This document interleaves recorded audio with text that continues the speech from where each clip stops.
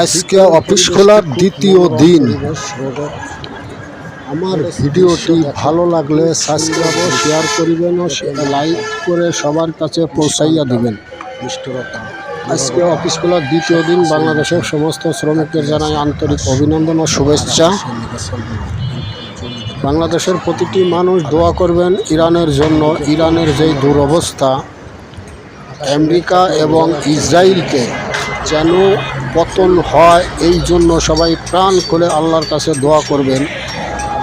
আল্লাহ যেন Islamic country হিসাবে তাকে বিজয়ী করেন। এক সময় হয়তো ইসলামের উৎপত্তি হয়েছিল ইরান থেকেই, তাই ইসলামিক কান্ট্রি হিসাবে আমাদের প্রত্যেকটি মুসলমানের দায়িত্ব তাদের জন্য দোয়া করা।